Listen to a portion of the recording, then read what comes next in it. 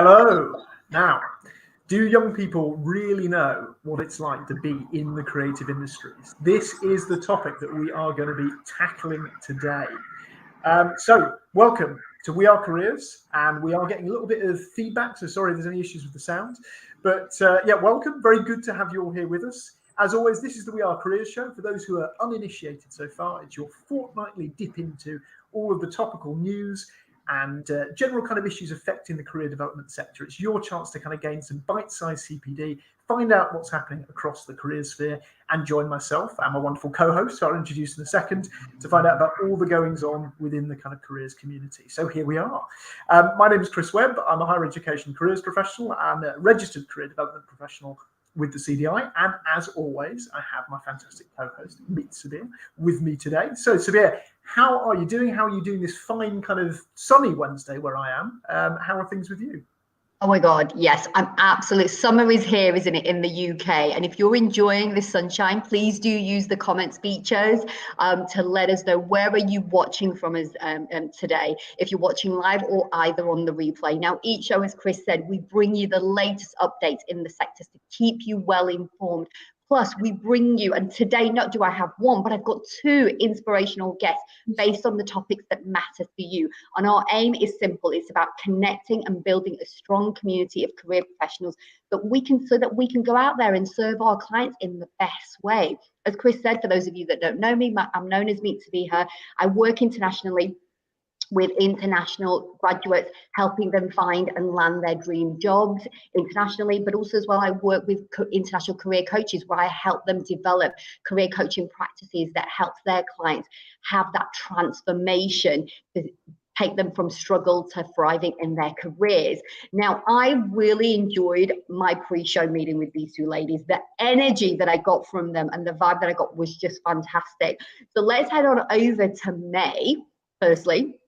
Hi. Hello, May, and just let everybody know sort of kind of what got you into the career space and why is what you're doing so important right now. And then Sam, I'll come to you next. Yes.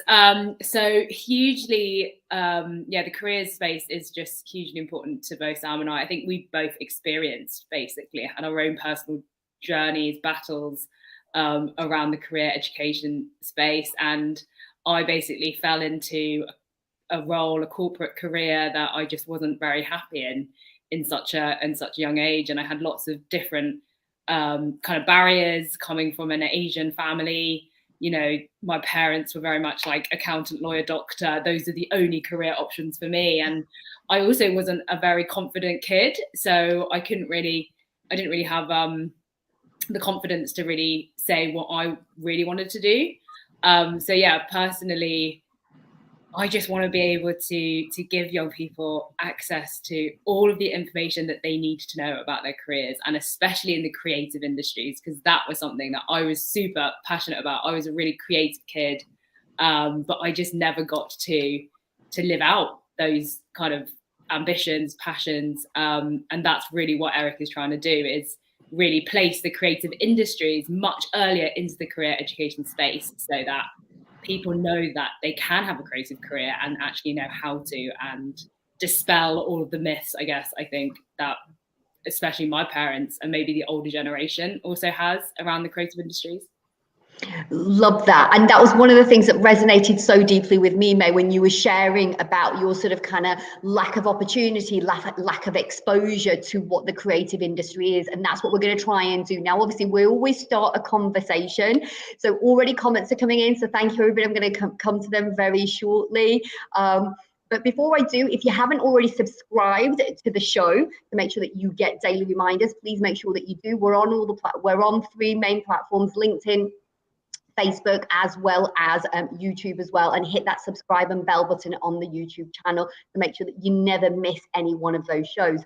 So May, thank you so much for that. I've got some comments already coming in, Sam, before I come to you. Someone's just put here, I can't see who it is, but they've said, so excited for today's episode. Sam is one of the most enthusiastic people I've ever spoken to.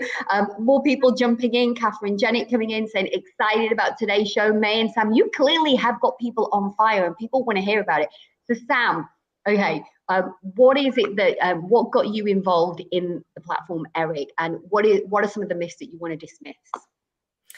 Yeah, so a career education about the creative industries is literally, I'm just obsessed. I can't get enough of it. And I think the more we work with people in schools, the more we realize that there is a huge demand out there, like with the students as well as with the career teams, to communicate career advice or career guidance about the creative industries better. For me, it's particularly important because, you know, like May, that's the reason that we bonded. We've been best friends since we were 8 years old. We were both creative children at the same school. So we, you know, kind of cemented our relationship through creativity. But as I progressed through school, I was really bad at classroom learning, if I'm really honest as well. Like, I was not a kind of traditional learner. I'm a learner by doing. And so I was never, I guess, kind of enabled in the way, I guess, and that translates directly through to creativity often, you know. And I was never kind of, I guess, encouraged to follow a creative career path. And I eventually ended up kind of being a bit, I guess, kind of lost in the working world because I tried uni, it totally didn't work for me, but that was the only kind of thing that I was really told that I should really be doing after school. So after I failed at uni, I was like, where the hell do I go? Wandered around doing loads of jobs. And, you know, I was definitely quite a lost individual. And I definitely, when May and I first kind of started Eric, we did that because May recognised lots of young people that were in her position when she was younger. And I recognised that there were lots of young people that were in my position still. And so for us, yeah, that's why I'm so passionate about career. I love that. And I love how from a need, from your own personal journeys and your lived experiences, you've created this solution. And for those of you that are watching right now, whether you're watching live or on the replay, are you resonating with any of the personal stories that May and Sam are sharing with us today, perhaps for your own selves, but just as equally as important, are you working with client groups right now, doing the work that you do as the amazing career professionals that we know each and every one of you to be? Is this resonating with you? Are you coming across obstacles? Are you sort of kind of finding, and we're going to be talking about what you can do and how you can serve your clients better. So Chris, I'm going to jump over to you now because the you know, people are sort of kind of watching from all over. It seems we've got definitely universally the sunny's out from everywhere, and lots of people from Amanda, Caroline, Sophia, thank you, Natalie, thank you all for jumping in and sharing your comments and letting us know. So Chris, let's get into the subject a little bit more. What are we going to explore now? Yeah, thanks, Sabiha. So, I mean, we've heard May and Sam mention Eric a couple of times now. So, a lot of people watching thinking, why is Eric not on screen with us? And where is Eric? Where can we find him? So, I think that's it's a great point for us to start. We talked about this idea of myth-busting creative careers, and you've both mentioned Eric. Obviously, you know, your kind of baby together, as you've seen in one of those LinkedIn posts that you shared. So, perhaps May, if we kind of come to you first. For those of our viewers, maybe who've not kind of come across Eric, they've not found out about the work that you do. You know, what does that kind of look like, and what is that work that you're doing in this space at the moment around the kind of creative industries and careers education? Yes, so like I mentioned earlier, our whole mission with Eric is really to bring the creative industries much earlier into the career education space. So what we're doing is we're building a centralized platform and space where young people can have access to all of the information that they need to not only learn about what the different career options are, the different industries, but also connect directly to employers. So really bridging the gap between industry and to schools, career leaders, young people directly, because that was the kind of big kind of gap that we saw. So yeah, we're working with some really incredible employers, because I think for them as well that they are really struggling basically to find the talent that they need, and what we've realized is it's because we're not feeding down the right information, the right roles, and we can't expect teachers and career leaders to know all of that if industry aren't sharing what they know. So we are really trying to be that centralized space where a tool, a resource that is up to date, it's accessible, it's free to use, so it's completely free for young people, it's completely free for teachers, for career leaders, and hopefully just raising that awareness and really getting people exploring, upskilling, and getting work. I think that user experience is a really important part of that. I was actually showing my partner the Eric app. She's a secondary school art teacher, and she was like, oh wow, that's really engaging. Because I think sometimes there is this sort of risk around kind of careers resources that, you know, you don't want things to kind of be too dry and you don't want things to be too kind of information heavy, but it's that balance, isn't it, about getting good information out there that's actually going to be helpful with informing career decisions, but also not something that kind of turns people off completely. I think, May, you mentioned obviously that, you know, you and Sam are a partnership. You've got kind of different strands to the way that you work with Eric. Yeah. So what's kind of your sort of role really within Eric, and then how does kind of Sam's role sort of dovetail with that? Yes, so my role is definitely talking to industry, talking to employers, talking to partners, talking to all of these people who are actually doing amazing stuff, but maybe they're not using the right tools, or they're not actually in the right spaces where young people are. So that's kind of my area. And then Sam's area is very much around the education space. Yeah, talking with career leaders, teachers, schools, and seeing how we can partner with them.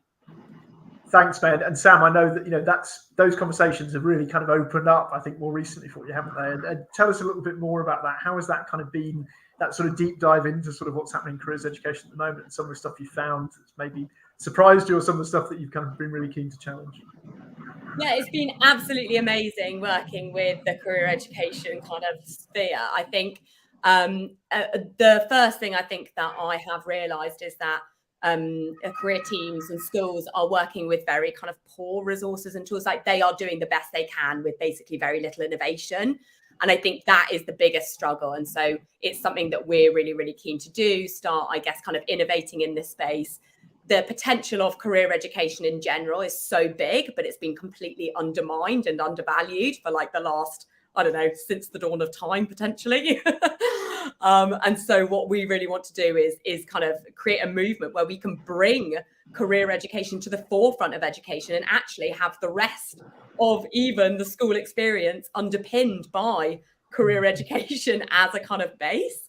That's what we see the potential of career education being. And so I think for me, learning how incredibly important, how much at the forefront of education it really should be, and also the amazing people that work within the space that are doing it because they genuinely love to, I guess, you know, broaden the horizons of young people and make sure that they know what they can do after leaving school, and the breadth of, you know, like opportunities, careers can bring them, like the passion that is, like that brings. It's like an electric community and an electric atmosphere. And I think actually what's been a real shame is that hasn't really been captured by the government, or it hasn't been captured by the education system to, I guess, bring more school to life and make people enjoy their school experiences more.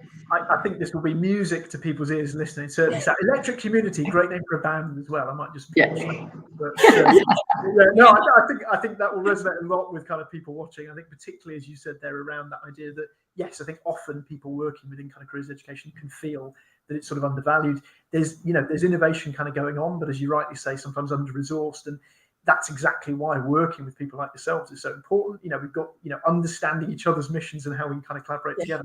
That's great to hear. Sabiha, I know we're going to kind of touch a little bit more in a second around kind of some more specifics about the Eric app and about some of the work that Sam may have been involved in. But just over to the comments first. Any good comments coming in? Anything else we need to add before we kind of move forward? Oh, thanks for that, Chris. And honestly, okay, I can definitely understand why people have been excited about May and Sam coming on the show, because yes, definitely. I think like that's what Sam just said just now could go for you could start a lobbying, couldn't you, Sam, for this? And I'm just kind of coming in, I'm looking at the comments and questions. Is what Sam and May are sharing, especially sort of kind of for me, what May was saying about coming from an Asian culture, whether you yourself are from an Asian culture, or perhaps you're working with groups of people who are you know, coming from minority or the BAME community or the LGBT community, you know, sort of, and who are not necessarily exposed to and don't have the role models. You know, if that's the kind of community that you are working with, definitely Eric is, you know, is there to sort of kind of provide solutions so that you can have more informed, more engaging conversations with those communities that you are working with.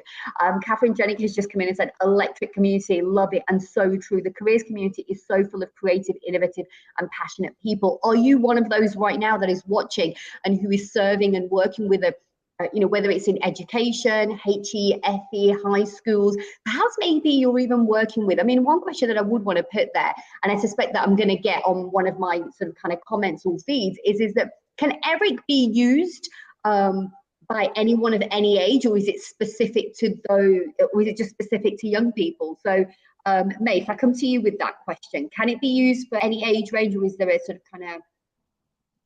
Yes, so at the moment it's aimed towards 16 to 25-year-olds, Okay. but we get older people using it. So there's not really it's not like you can't use the app. Unfortunately, just for I think the app purpose is that you have to be over 16. But we definitely recognise the need for the platform to be used at an earlier age. So we definitely have plans to extend the range, extend the product, and hopefully build something that teachers can be using in the classroom with younger students. Fantastic. So it's great to know that this is something that's in the pipeline that both of you and the team are developing to sort of kind of come through. Sam, do you want to add anything more to that before I head on to the next question? Yeah, so I've obviously been doing a lot of research around what teachers want, what careers teams want in order to be able to give career education about the creative industries. And so the new platform that we will be building is a website. So it's, I guess available, on a desktop and things like that, on a projector. You can put it on a projector, more designed for in-classroom use and also one-on-one. And it will have things like constantly updated labour market information about all the different creative industries, which I know is very, very hard to find at the moment. It will have lesson plans as well, career plans, that you can do in a lesson classroom environment, as well as more data as well around what your young people, what the students are actually engaging with, how they're able to learn best. We want to also create a feedback loop so that careers teams can understand how young people might be receiving career information about different industries and actually best practice for how to communicate better. Fantastic. I love that. I love that you're sort of kind of breaking down and talking about the different sort of kind of features, how an educator, how a career professional working within that space can utilize and make use of ERIC. And if you're watching this right now and you're thinking, wow, I want to get my hands on ERIC, I want to know how I can reach out. As always in our show's resources document that we release in our exclusive CDI Facebook community, yes, you do have to be a member and you can join. It's really easy and simple to join our Facebook community and get benefit from all that. Oh, there you go. Love it. Chris is putting on the link of how you can go about joining that. Please do check that out. There is a great community. There's over 1,000+ members in that community now who are really supportive and will help you, continue your continuous professional development. There was just a comment there that Carolyn mentioned to say how, before I go on to, the sort of kind of final step and the final question for today, which was that the creative sector is a big employer here in Wales and provides lots of non-traditional pathways for those who don't want to go to uni. And so perhaps you as a career professional development, are working in Wales or in other parts of the UK or even abroad, that you feel, there's a big community here, there's employers here that want the talent and matching that. LMI, of course, you've heard Sam talk about that. Thanks for developing. Mary has just said, thanks for developing a website. This will be so useful. And so speaking of being useful and sort of kind of having that support, if you are a careers professional who's been fired up, by the conversation that we've had today, and you want to take this further, what are some of the best next steps? And I know also as well that you've got a bit of an exclusive for us. So Sam, if I come to you first regarding the BFI report. So tell us more about that. Yes. Okay. So the BFI report, that is a collaborative report between ERIC and the BFI being the British Film Institute, if anyone doesn't know. It's released tomorrow, which is very, very exciting. But it's basically an investigation into why less and less young people are choosing careers in the screen industries. So that's film, TV, VFX, animation, and gaming. So there are 5 industries in the screen industries.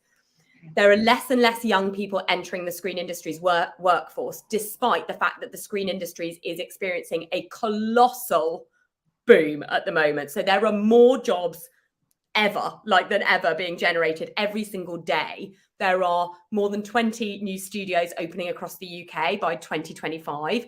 And actually it's, I think it is the fastest growing. Oh, no, it's the biggest creative industry export in the UK. So it is huge, but less young people are choosing careers there. So we're coming to this crunch point, basically, where there will be more jobs, more productions or whatever, and then literally no one will be choosing careers in it. So it's a disaster.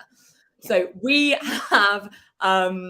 were commissioned by the BFI to do an investigation as to why that is the case.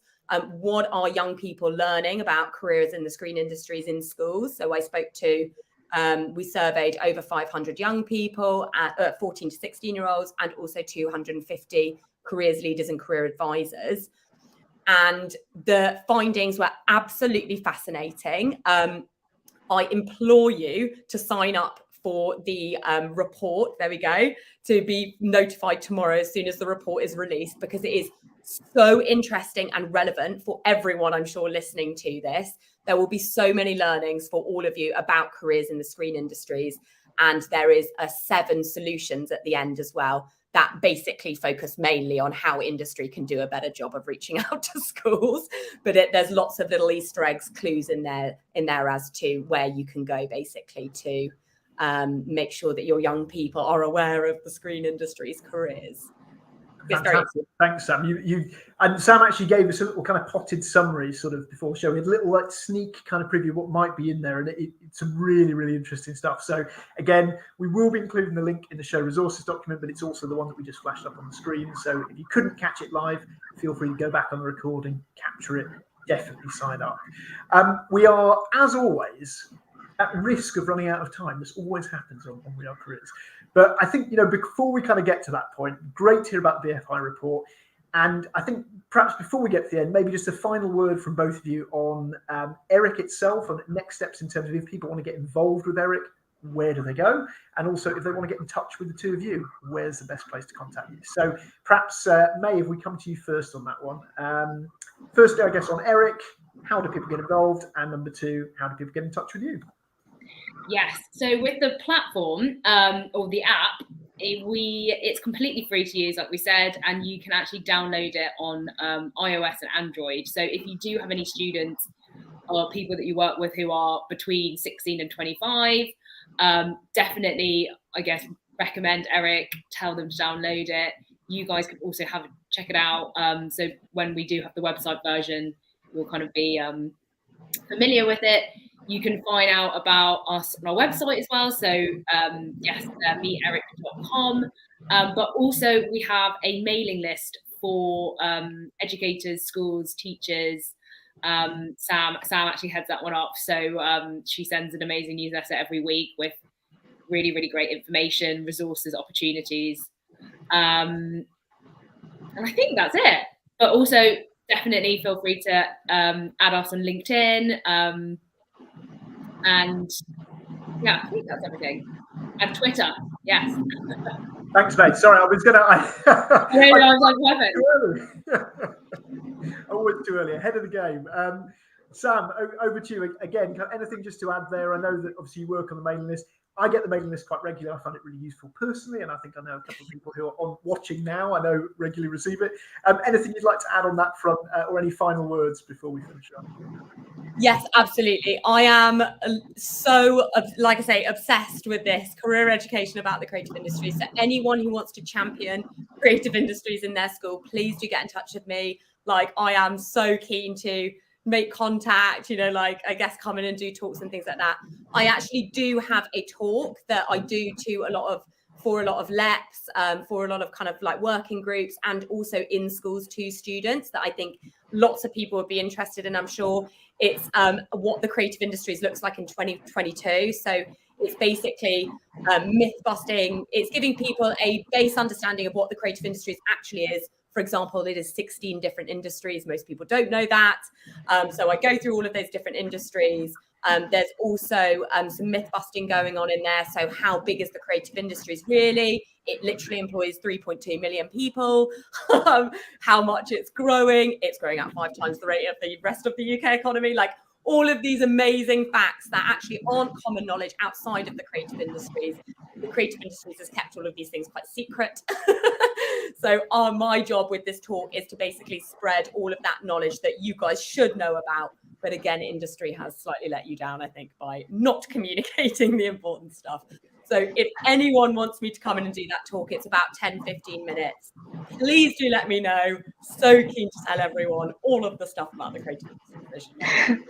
Fantastic. And I love that. And do you know what I always love? I love it when somebody does all the hard work for me. I don't know about anybody else that's watching this, because as a busy career professional, right, you know, you're having to source and find so much sort of kind of information to serve your clients in the best possible way, whoever those clients are, whether it's young people, older people, and anything in between. And so knowing that there is sort of this curated content that's been, you know, not just sort of kind of false information, because there's a lot of false information out there, to have access to quality information, especially LMI as well, is always fantastic. So I love, thank you, Sam and May, for joining us today. You ladies you have not disappointed. You were both amazing. And you're more than welcome to sort of kind of stick around, because we're going to head on over to our news section. So for those of you that are watching for the first time, we're now going to run through the top stories for the CDI news, and then I'm going to hand over to Chris so that he can do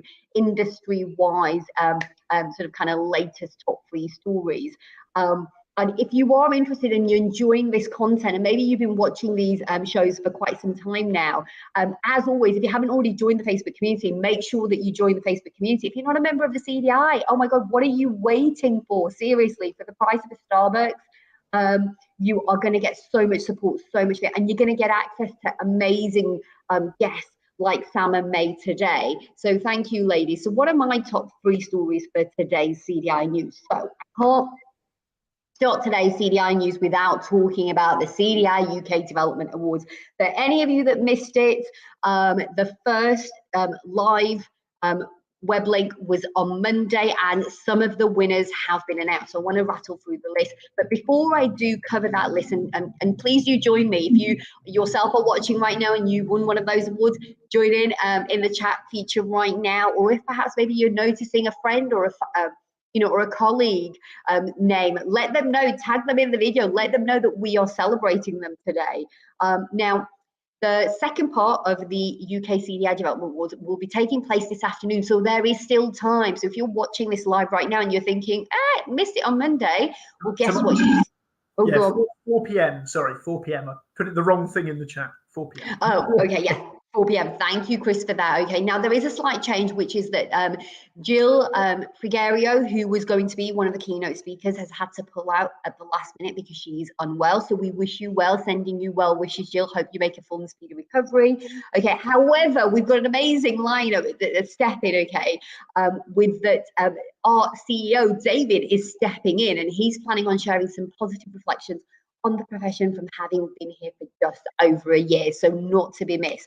So let's run through the list of categories and the winners. So we have Careers Leader of the Year. Well done, Kelly Spencer of the Group Careers Employability Lead for Outcome First Group. Congratulations. Then we have the Innovative Employer Engagement Activity, which is the winner is Herefordshire Virtual School. Congratulations. Then we've got the Careers Programme, Post-16 Education. The winner was My Employment Passport. Then we have the Careers Programme Pre-16 Education, and the winners were Career Detectives. Congratulations. And then the CDI Fellows that were announced this week on Monday were Alan Bullock, Kath Wright, and Claire Johnson. So a big congratulations to all of the winners. And as I say, there's still a few more categories and winners to be announced later this afternoon. The link to join today's virtual CDI Development Award ceremony is available on the website. You can head on directly to the website, but also as well you can check it out on the show resources document as well. And then we've got the Careers Leaders Conference, and I think this really dovetails really nicely what we've been talking about actually, because so many careers leaders work in the space that Eric can benefit. And that will be taking place on Thursday, the 30th of June, between 9 a.m. and 4 p.m. And there is over, I believe, sort of kind of 8 there's high profile guests that are going to be there, but also as well, there are tons of workshops that you can choose from. That's going to be taking place at the University of Derby. The link to join will be included in the show resources document, and the theme of the conference will be focused on deepening strategic careers leadership and what that looks like. To join the thought-provoking discussion, head on over to the link and make sure that you join. There's still time. And then finally, the training events calendar. Oh my God, it is just popping right now. It's been designed to meet the professional development needs of careers advisors, coaches, consultants, and careers leaders, teachers, and work experience and enterprise staff working in the career development sector.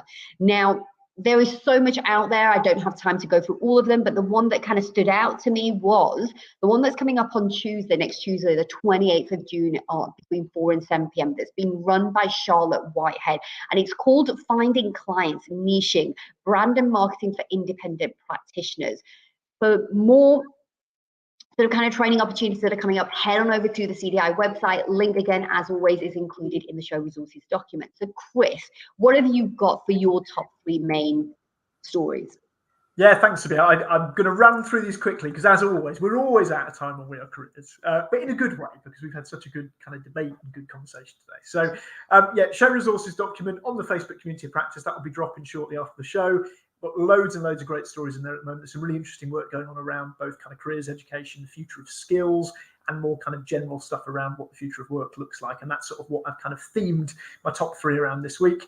There's a really good article from the Financial Times that's out at the moment, all about preparing kind of young people for the new workplace. What does that look like in terms of hybrid, onboarding, and actually kind of starting your career, kind of particularly within sort of like mid-level professional roles? What does that sort of look like, or early career professional roles? The second article we've got is around rethinking career education. So there's been some really good pieces about this at the moment. One from kind of the Times Education Commission and one from Teach First. And there's some great stuff in there that dovetails with a lot of what we've been talking about today in terms of how we kind of rethink not only sort of careers education, but also assessment.